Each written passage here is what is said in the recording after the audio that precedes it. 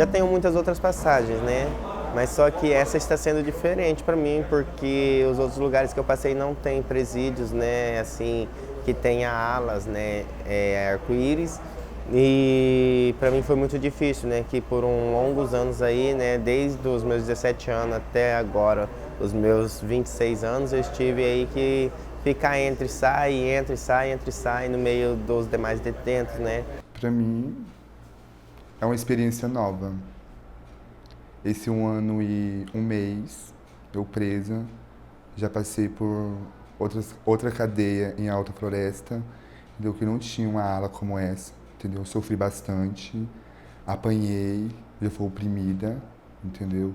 Já fui automaticamente já molestada várias e várias vezes.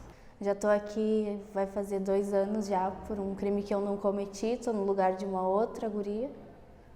E é bem difícil. Tenho uma filha de 4 anos.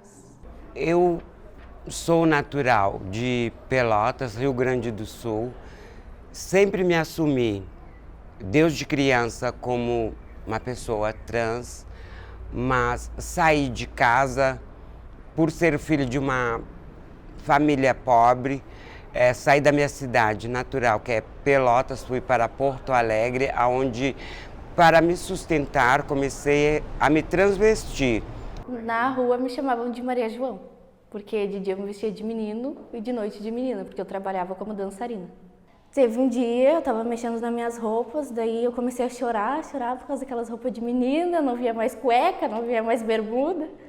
E aí eu disse para os meus colegas, né? Eu disse, eu não consigo mais. Fui no salão, cortei o cabelo, fiz moicano, mandei vir roupa de menino de novo e disse para ele, pai, eu tenho uma coisa para te contar.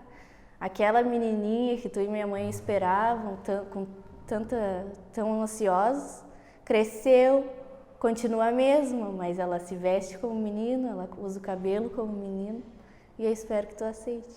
Eu tive aí, né, que passar primeiro pela fase gay, né? Tive que passar pela fase gay, já estive com o meu cabelo grande, cortei devido a minha mãe, né, não ter aceitado muito eu chegar com o cabelo longo na casa dela, né?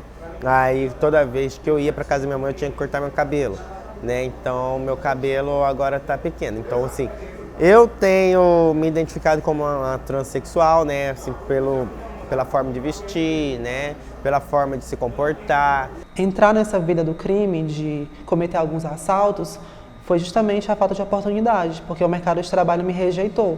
Quando via meu currículo, por mais que eu tivesse um bom grau de escolaridade, vários cursos, só por ter uma foto aparentemente de uma mulher, aparentemente, e um nome masculino, é travesti, é transexual, não presta, é símbolo de prostituição, é marginalidade, a gente não pode dar uma chance a uma pessoa assim. Em 2014, o fluxo de preconceito era mais do que está agora. Lógico que agora tem várias mulheres trans que trabalham normal e não sofrem tanto preconceito como era há 5 anos atrás, mas eu sofri muito preconceito, fui rejeitada no mercado de trabalho.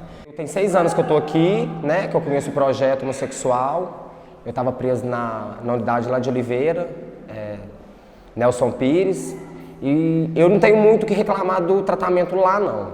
Mas sem sombra de dúvidas nenhuma, esse projeto melhorou muito a minha estadia aqui nesse lugar, né? Eu entrei no mundo do crime muito cedo, né, com 13 anos. Muitos entraram mais cedo do que eu, mas só que eu me arrependo muito até o dia de hoje, né? Porque a droga, na maioria das vezes que eu roubei, que eu furtei, foi aí para poder fazer o uso de entorpecente, né? Então eu fazia na falta da droga, eu fazia aquilo dali para me conseguir sustentar o meu vício.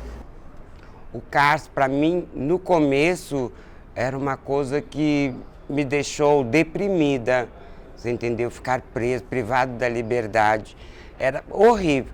Mas com o passar do tempo, a convivência com os demais me proporcionou muitas coisas, como aqui mesmo, nesta unidade, eu aprendi muito.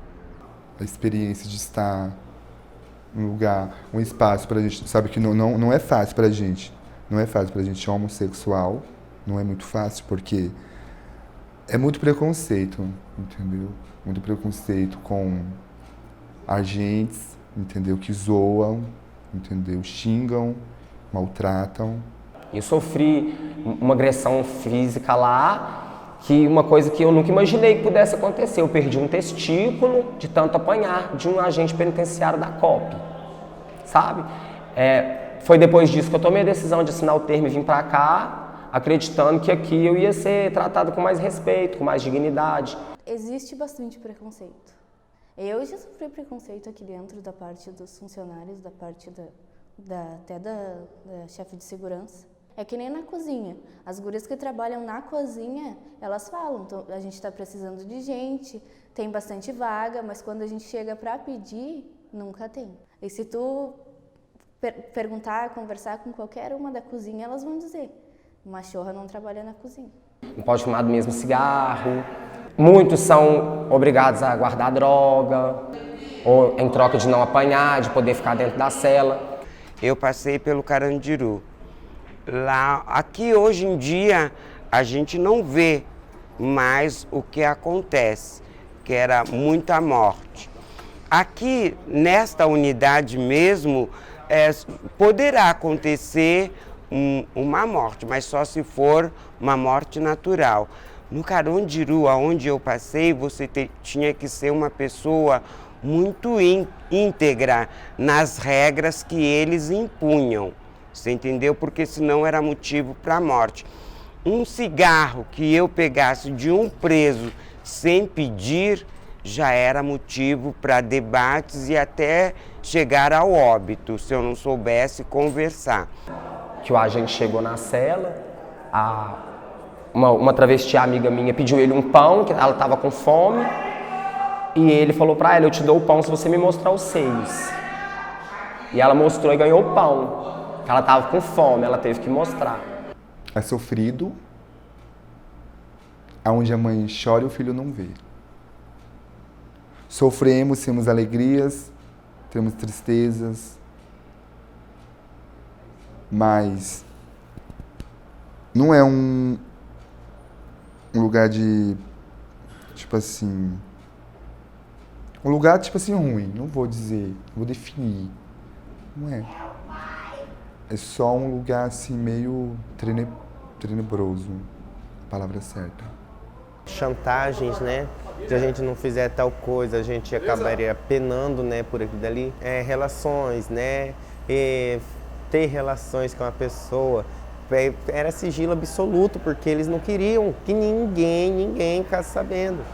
Logo no começo, assim que eu cheguei em 2014, no dia 3 de janeiro, foi um pouco difícil, porque eu tive meu cabelo raspado. Para uma trans, é muito difícil ter o seu cabelo cortado como foi, então foi um baque muito forte. Eu sofri depressão, chorei muito. Aí eu conheci outras meninas e a partir dessa convivência com outras pessoas, a gente criou um projeto, Meninas que Encantam, que a partir desse projeto a gente conseguiu comover o Estado, mobilizar para que não cortassem mais cabelo de quem fosse preso, de mulher trans ou travesti. Então eu fui a última cobaia do Estado. Então desde 2014 que não cortam mais cabelos da forma que cortaram o meu, que foi no zero. Foi realmente por agentes carrascos. Aqui a gente é bem tratado, tanto na saúde como na educação. Tem o senhor Carlos, que é o enfermeiro, que trata a gente tanto como ser um gay, um trans, um travesti. Ele trata muito bem e dá maior atenção pra gente.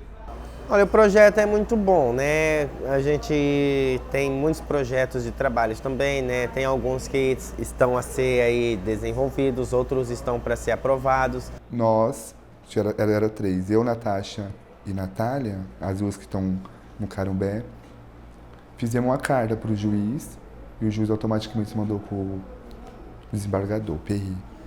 E mandaram a gente para o Arco-Íris. Foi outra cara, mudou, né? Eu sinto realizada, entendeu? Pelo projeto. Só tinha que mudar algumas coisas.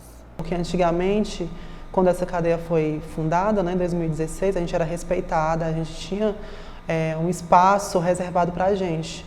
O espaço a gente ainda tem, só que muita coisa mudou, os agentes não respeitam mais como antes, entendeu? Foi se fechando as oportunidades de cursos, de trabalho voltados para a gente. Então eu acho que retrocedeu um pouco a unidade. Agentes entrar de uma forma dentro de uma ala, entendeu? e automaticamente me colocar automaticamente pelada, né? Respeito normas sociais também, que não... Entendeu? Assim, quem tem visita íntima, os parceiros vêm no sábado, junto com os pais e irmãos dos outros detentos e passam de 8 a meio-dia só, o que já é errado. De 9 a meio-dia, o que já é errado, porque o benefício da visita íntima também teria que ser da mesma forma que a visita íntima feminina, de 9 até 4 da tarde. E só a dos homens que é de 9 ao meio-dia, então já é um tempo a menos. Então eu acho também errado essa questão. Eu falei, seu Rômulo, eu tô achando que eu tô com HIV, por favor, me ajuda a conseguir uma escolta para me fazer um exame, nem que se for preciso de pagar, eu entro em contato com a minha família dá um jeito. Ele falou comigo assim, ó, por mim que você morra de AIDS. Aí depois disso eu até desanimei, né? Já uma vez eu saí pra conversar com ele e falei pra ele que tem um cara lá, 2 caras lá que não merecia estar aqui, merecia estar num projeto, não é gay. Chegar na frente dele e falar, eu sou homossexual, eu quero entrar. Por isso que estraga um pouco. O tema da hormonioterapia é que as famílias trazem a medicação e de 15 em 15 dias é aplicada ao hormônio nas mulheres trans. O governo não disponibiliza, o SUS não disponibiliza. Então, as pessoas que se hormonizam, elas têm que esperar pela família ou então pela doação de outras pessoas. Se a gente pede para ser chamado pelo nome social, a gente não pode. Se a gente reclamar, a gente é até comunicado, né? Aí perde visita, perde a ajuda da família, fica de castigo, não pode tomar banho de sol. Fiquei 1 ano sem receber visita. E foi bem difícil, porque daí eu não via minha filha, daí eu tinha que me virar. Foi bem difícil. Tipo assim, você tá no conjunto, onde que é falado que você tá com o quê? Com Bagira, né? Que nós temos que morrer, entendeu? Que a gente não pode estar na sociedade. Quem fala isso? Os crentes evangélicos da... Entendeu? Que a gente não somos dignos. Entendeu? Não somos dignos. A gente nascemos assim e vamos morrer assim. Eu me vejo como uma glória, porque no mundo que a gente vive hoje, com várias doenças, principalmente a AIDS, entendeu? E eu passar, desde 82, venho tirando cadeia. Praticamente no Brasil a AIDS foi aparecer em 84, mas chegar até os dias de hoje intacta, você entendeu? É fantástico. Mas tem uma pessoa que eu amo aqui, que eu casei, eu quero ficar aqui. Vou até o fim.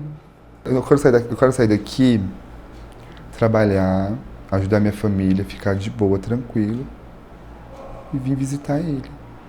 Mas... E até o fim da caminhada dele, que ele tiver 2 anos, que ele pegou 2 anos, eu vou ficar até os 2 anos visitando ele. Porque eu que estou presa, eu vejo o sofrimento, como que é, necessidades, entendeu? Então, quando eu sair, eu espero que esteja um pouco mudado, que eu receba outras oportunidades. A gente somos seres humanos, entendeu? Vamos pagar, vamos sair e vamos estar no meio da sociedade. Ou até vamos sair melhores. Se entramos piores, saímos melhores. A minha meta é essa. Sair, dar a volta por cima e mostrar quem realmente é a Gabriele. É isso.